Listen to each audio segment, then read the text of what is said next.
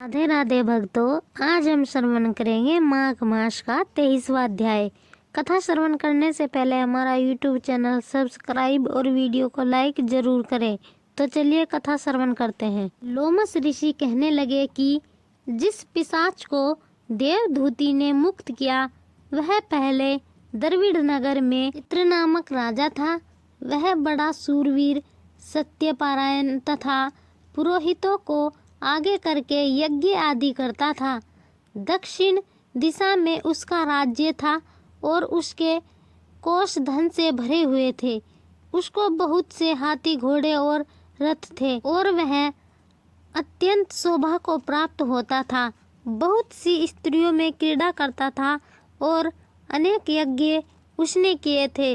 वह नित्य अतिथियों की पूजा करता था और शास्त्र विद्या निपुण था और ब्रह्मा, विष्णु, महेश तथा सूर्य की पूजा सदैव किया करता था। वह जंगल में भी स्त्रियों से घिरा हुआ क्रीड़ा किया करता था। एक बार वह पाखंडियों के मंदिर में गया और वेदहीन, भस्म लगाए हुए पाखंडी महात्मा बने हुए से उस राजा की बातचीत हुई। पाखंडियों ने कहा कि हे राजन, शैव धर्म की महिमा सुनो। इस धर्म के प्रभाव से मनुष्य पाप को काटकर मुक्त हो जाता है। सब वर्णों में शैव मत ही मुक्ति का देने वाला है।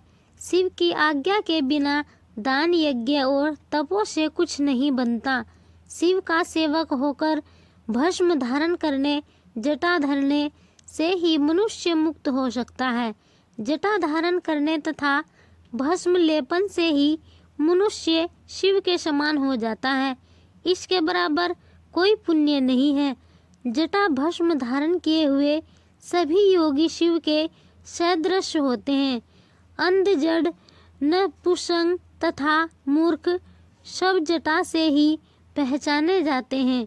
शूद्र वर्ण के शैव भी पूजनीय हैं। विश्वामित्र क्षत्रिय होकर तप से ब्राह्मण हो गए।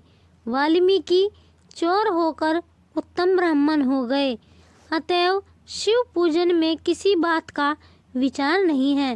तप से ही महत्व प्राप्त होता है, जन्म से नहीं। इस कारण शिव का दर्शन उत्तम है तथा शिव के सिवाय दूसरे देवता का पूजन न करें। शिव तपस्वी को विष्णु का त्याग करना चाहिए, न ही विष्णु की मूर्ति का पूजन करना चाहिए। विष्णु के दर्शन से शिव का द्रोह उत्पन्न होता है और शिव के द्रोह से रोरवादी नरक मिलते हैं। इसी से भवसागर से पार होने के लिए विष्णु का नाम भी न लेना चाहिए। शिव भक्त निशंक होकर जो शिव से प्रेम करता है वह कैलाश में वास करता है, इसमें कुछ संदेह नहीं। इस धर्म के पालन करने वालों का कभी नाश नहीं होता। इस पाखंडी के ऐसे वचन सुनकर राजा ने मोह में आकर उनका धर्म ग्रहण कर लिया। वे वैदिक धर्म को त्याग दिया, श्रुति, स्मृति और ब्राह्मणों की निंदा करने लगा। उसने अपने घर के अग्निहोत्र को बुझा दिया और धर्म के कार्य बंद कर दिए। विष्णु की निंदा और वैष्णवों से द्वेष करने लगा और बोला, कहाँ है विष्णु? कहाँ देखा जाता है? कहाँ रहता है? किसने देखा है? और लोग जो नारायण का भजन करते थे उनको दुख देता था। खंडियों का मत ग्रहण कर राजा वैदिक धर्म, व्रत, दान और दानियों को नहीं मानता था। अन्याय से दंड देता वह कामी राजा सदा स्त्रियों के समूह में घिरा रहता और क्रोध से भरा रहता। गुरु तथा पुरोहितों के वचनों को नहीं मानता था। पाखंडियों पर विश्वास करता हुआ उनको गांव, हाथी, घोड़े और सुवर्ण आदि देता था। उनके सब कार्य करता, भस्म धारण करता और मस्तक पर जटा रखता था। और जो कोई विष्णु का नाम लेता उसको वध का दंड दिया जाएगा। यह ढूंढी पिटवा दी थी। उसके डर से ब्राह्मणों तथा वैष्णवों ने उस देश को छोड़ दिया और दूसरे देशों में चले गए। सारे देशवासी केवल नदी के जल से जीते थे। जीविका से दुखी होकर वृक्ष आदि नहीं लगाते थे, न ही खेती करते थे। प्रजा अन्न के अभाव से गला सड़ा अन्न भी खा लेती थी। आचार विचार अग्नि क्रिया सबको छोड़कर काल रूप की तरह वह राजा शासन करता था।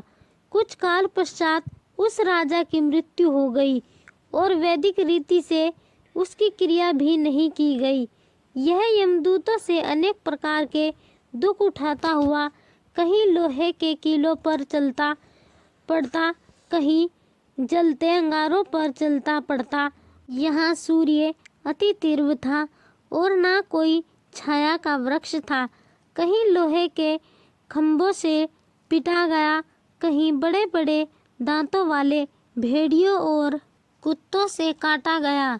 इस प्रकार दूसरे पापियों का हाहाकार सुनता हुआ वह राजा यमलोक में पहुंचा। तो भक्तों, यह थी माघ मास के 23वें अध्याय की कथा।